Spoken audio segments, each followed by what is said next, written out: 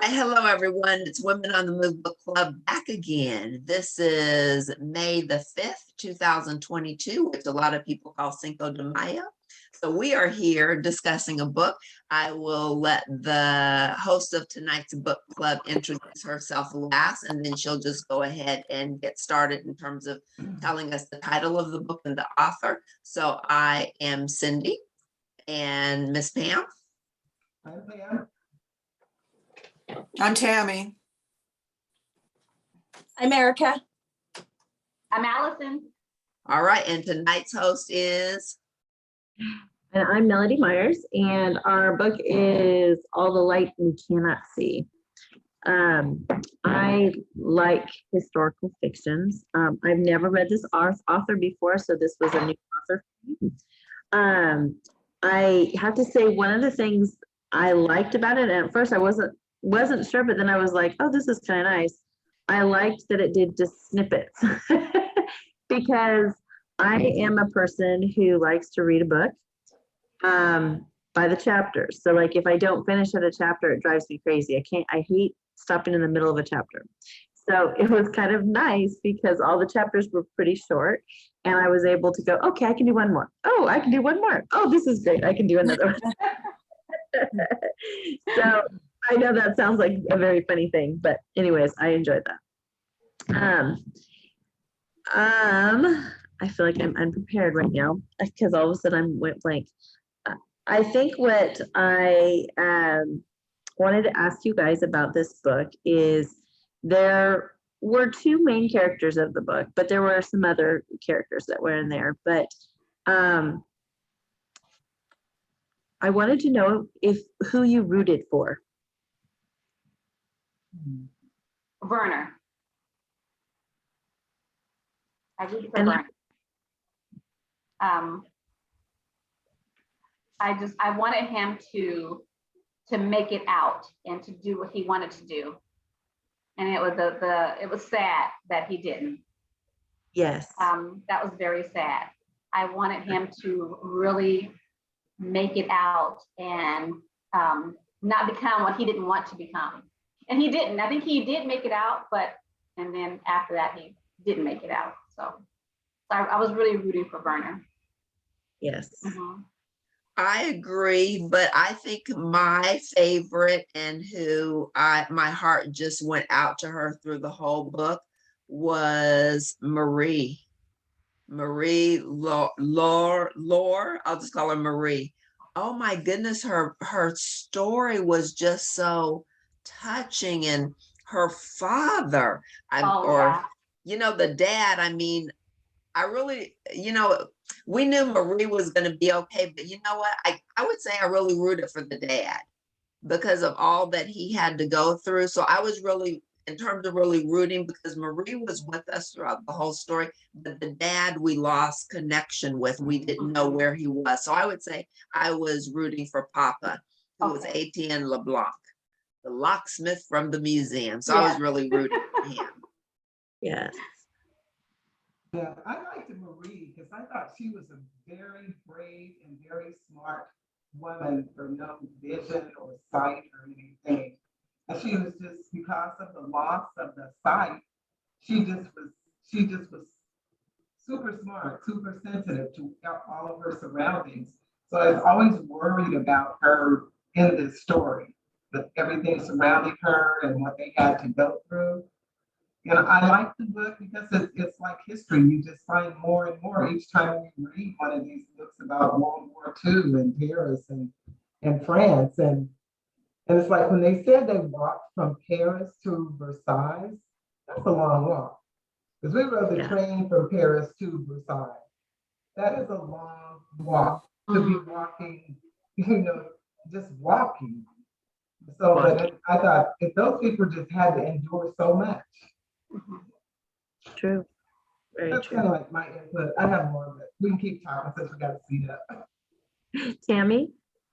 Actually, I didn't read the book, Melody. I have been having trouble with my eyes. I don't know why. I guess it's because I'm on the computer all day long and I just, my eyes spasm. And so I've been trying to cut back on reading. I haven't read a book and I don't know when. It's been several months since I've read a book. I did start the book and it just seemed like I only read at night before I go to bed, and I just didn't seem to, I was having bad dreams. It was a little sad at the beginning. I knew what was coming with the war and everything and what was going to be going on. And I just couldn't get past page 73. I read this page 73, but I enjoyed what I read. And I like Marie too. I thought she was pretty special dealing with her blindness like she was. So I'm sorry, but I probably will read the book. I just won't. No, that's okay. I mean, like I said, it was new and it was a Pulitzer Prize or Right. I'm not saying that right. And so I kind of wanted to see what that entailed. Erica, did you have a chance to read it? I'm sorry, I did. That's okay. Don't worry. I mean, I'm it's sorry. really, I just like that we get together and talk. Yes. I have to say, there were so many characters in here that I liked. Mm-hmm. Yeah. It was sad, but it also really helped me put myself in two different places. I mean, you kind of are on the enemy side, with one, and then the other side, they're kind of stuck in the middle. And it was just interesting seeing how it, all the different lives that war actually does. Yes. Mhm. He didn't want to go into the mines, and he didn't necessarily want to go into the war either, but having the skill that he had was amazing. And I just wish, to a certain extent, he could have had a mentor that mentored him around, but then at the same time, I didn't want the mentor that was like the doctor was not, Oh. he just wanted it for his own gain, Yes. And then on Marie's side, I was rooting for the uncle. And when he finally realized he had to come out, he had to become more of what he needed to do. Got to step up. Yeah, he stepped up to the plate. And it was like, here they ended up, I mean, for them, because this boy helped them, she was able to have a fulfilled life and even became a doctor herself. And her uncle was able to get out of his hermitage, to go experience the world. And it was nice to see that they kind of took that spin, like, if we get out of this war, we're going to do something different. I like, so I guess, what about the rest of you? Like Pam, you said you had something else. What did you think? I like the Old Ladies Resistance Club. I just love them to be able to fight back in that way and do what they thought they could do to change things for the war effort. I just thought they were pretty brave too. And what Warner and his sister Judah went through, that was like hard for me to read because they were children. Mhm. The That's no right. food and like scraps and bread and whatever, it's hard for me to read that about children. It really is. It is. It's still, you still think about even our foster care system in this day and what the kids go through. I mean, on the saving grace on with them is that they did have a motherly person who did try to watch out for them. Right. But it's just, and then the end was really tragic. But I don't know. I think what I liked most about it is it gave me different perspectives of a war that we know about. I mean, that we're familiar with, but seeing it kind of from the eyes of a child children who had to grow up very fast. Right. Right. And it wasn't necessarily children that were like Jewish children. It was actually what was just affecting them on the outside. They weren't imprisoned or anything like that. But they were being overtaken. Their towns were being overtaken, or, you know, they had to agree to the authorities. And so it was kind of a different take on, in my opinion, Mhm. how the war was. Correct. When you mentioned the walking, other people in other countries, it's like in, our Asian countries, they walk, the majority of people do not have cars. No. So they use public transportation in their feet. So Mhm. it's, if they had to go from Bakersfield to San Diego, they just They start walk. out and they'd get there when they got there. So that was Mhm. normal for them to have to walk long distances. But something you just said, Melody, in terms of with war, it makes me think of, what the Ukrainians are going through right now, where you are in your home and then all of a sudden you don't have a home. It's been bombed, and Mhm. then you're having to flee your country and the men are staying. So the women and children are leaving. And, no matter what your political views are or anything of that nature, it's just heart wrenching. If we, Mhm. you put yourself in those people's shoes and all they have is what they can carry. I mean, Right. if we just think about it from the standpoint, look at all of our comfortable lives that we lead. Right. We have vehicles, we have, all of the comforts more than, we will, more than we use. And for all of that to be taken away just like that. And then whatever you can get out of your house, the clothes on your back, you may not even have a hairbrush or a toothbrush. It's like, it's just devastating. Mhm. And it's like, anyway, I just think war is so senseless. So, it mirrors what's going on here. It's like these people are leaving, they're walking and, Mhm. doing the best they can. And Marie was just so brave, but, she did it when you don't have sight. It's totally different. But what her father did and how he taught her, phenomenal.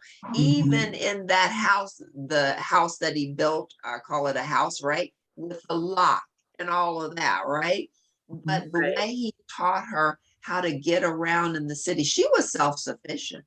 Yes. And it Yes. was Was. impressive. Mhm.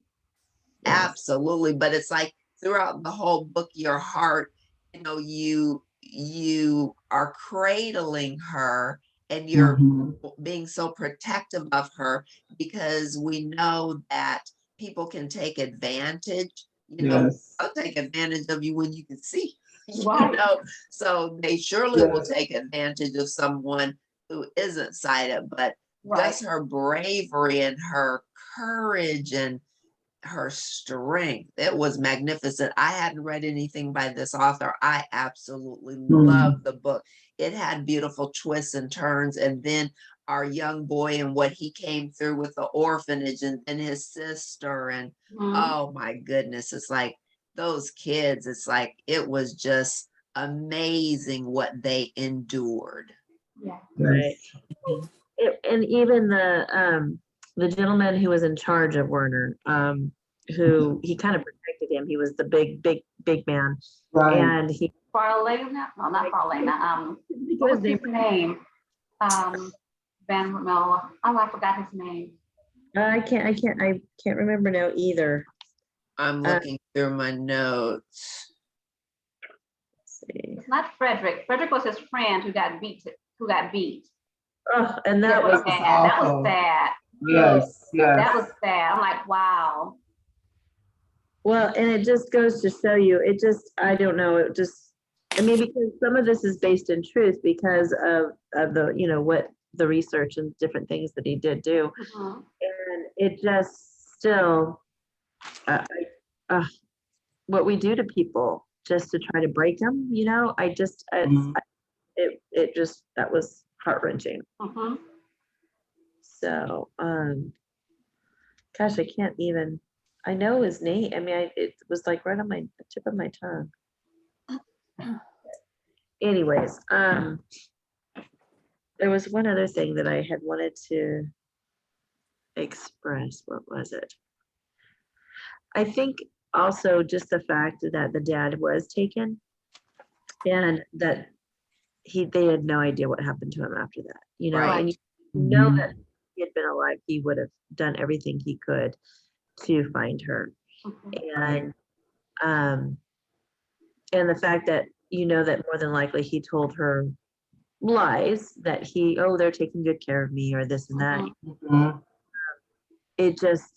You know, it was like, oh, no, but I was also grateful that he got her to a safer place, you know, and that was good. But then it was like, and then she ends up back in the museum. I just think, Oh, exactly. I know. Right. Exactly. Refresh my memory. I hope I'm not getting this mixed up because I've read this in the summer or anyway. Isn't this the one where towards the end, it's like she's in the house and she's hiding like in the secret place because Yeah. the uncle was the one who was playing music for people who would pick it up. So it's like that was beautiful how the music was putting together the people. And then Right. how Werner, he was able to repair and fix, you know, Mhm. And even electronics. it kind of inspired him to learn more because even throughout it, it talked about him remembering, oh, what did they talk about? And it went through him reading this like program that he did, and it was actually her grandfather and the uncle's brother. So, you know, that they, you know, it was his way of having him still present in his life. Most definitely. But can you, it was days, does anyone remember when she was like hiding up, I picture it like an attic or, you know, behind a closet where, you know, I mean, she had to be so quiet because the gentleman who was in the house, it's like Oh, he could right. have heard anything. Mhm. So Mhm. in that whole debacle at the end, it was like, oh my gosh, that was very tense in the book. Yes. Yeah. Yes, I agree. That was a very tense moment. I feel bad. I was glad that Werner took care of him. I know, right? It was like, and I mean, they kind of led you to believe he was on his way out anyways, Right. with his sickness. But you know, he was being relentless. And I guess if you think a stone is going to keep you alive and that's what you wanted to do, then that was it. But I don't know. It was very interesting because then around that same time, there was something that came through about some more art that is being discovered by, you know, what you know, Hitler had taken a lot of different art and different things. It just kind of made me think, oh, you know, kind of like the gem or the stone that they talked about in the museum, you know. And I don't know. I enjoyed it, but it was sad. Mhm. Correct. Yes. Yes. It had its moments of, you know, of happiness. I think what I liked more than anything, it just gave a perspective from the people versus just the soldiers' perspective, which oftentimes that's all we see. And so I liked seeing it from the people. Right. And do you guys remember when the gentleman who was the lieutenant or sergeant was he had, and I also listened to the audio, the audible, so they pronounce everyone's names how they should sound, like Okay. Marie-Laure, that's how they pronounce her name. Marie-Laure. Okay. Yes, and Van Rupel, and so they mentioned those people's names, but the lieutenant, remember he had Marie-Laure kind of cornered in that little space where the ocean was and the little snails, and then Right. he told her, "Oh, your father, yes, who's 500 like miles away from here in prison," and she's like, she didn't know where, she really wasn't expecting that from him, but he knew about her dad. And he like, oh yeah, and kind of, you know, laughed a little bit and said, oh yeah, he's, you know, 500 miles away in prison. And she's like, I know, I can't believe that, you know, first of all, you know about my father. And Right. and then I think she understood that he wasn't in a good place.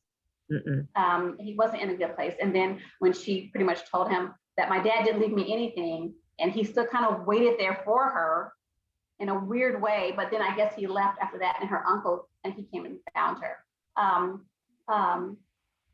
But I think that the soldier, he was out for only one thing, and that was just to help himself. And that was like his whole life. Right. And, his dad was telling him, even if you cheat people, it's okay, because, you're going to get something out of it. And that lieutenant or sergeant, like, he was only out for one thing, and that was just to make himself feel better, or have more, or to live too, no matter what he needed to do. Correct. I kind of took it like the disease was eating him. I mean, because he was so evil, it was eating him. Yes. But then he did not allow himself to be redeemed and go and turn from his wicked ways. He was evil to the core, to the end. It's like, I got you evil, I'm gonna hang on to you, I'm not letting you go. It's like, you're dying, you know that. It's like, can't you just release and just not be mean and vindictive? Yeah. And that's like how a lot of the men in the army were, the upper men, the upperclassmen. They seemed very hateful, and even rigid. the people that they're supposed to train and I guess maybe even mentor, but they just seemed like they were very mean to the young men that were there. Correct. But yeah, it was sad, but it was a really good book though. It was really good. I liked it. I did like it. Well, good. It was fun.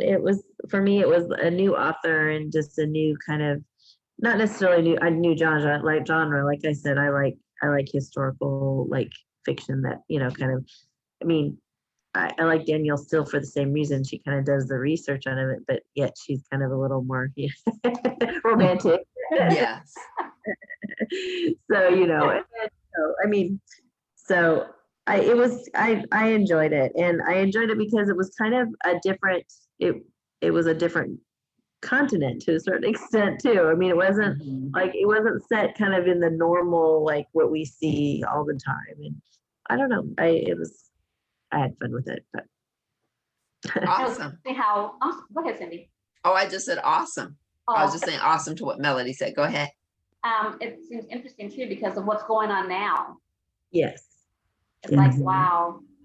Well, and it's interesting that you guys talked about the walking, because we also had that in Erica's book, with the Dust Bowl. If they couldn't, Right. they had to walk. Most of those people walked to California, and that's why they didn't have transportation. So, anyways, it is interesting. We kind of have a theme going on there. I had to think about what my book was. That was a couple days ago. All right. So anything else you want to share, Melody? Or anyone? I think the only last thing that I wanted is, like, they did tie up the kind of the loose ends, because I was afraid they weren't going to tell what happened to his sister. Not that I really wanted to hear that. I was hoping they would at least be able to connect at some point again, to forgive each other to a certain extent. You know what I mean? So I was really hoping for that reconciliation, and I was a bit shocked by his end, but at the same time, I kind of knew it was coming, but it was like he was on his way, So that was a little sad for me, or more sad than I really, because I had wanted everybody, I don't know, wanted it all to be fine, but wanted a happy ending for everybody. Right. That was not a happy war by any means. So it was definitely, I understood it, but anyways, I don't know if anybody else has anything else they want to say. I was happy that his sister, I was kind of thrown off a little bit that she was still upset, but I guess she probably was because she hadn't heard from him. So she didn't know what he was doing, where he was at, why he didn't contact her, why he didn't write to her. And she was still hurt by that. Right. Even Mhm. after, I can't think of his name, the big guy brought her all of Werner's stuff.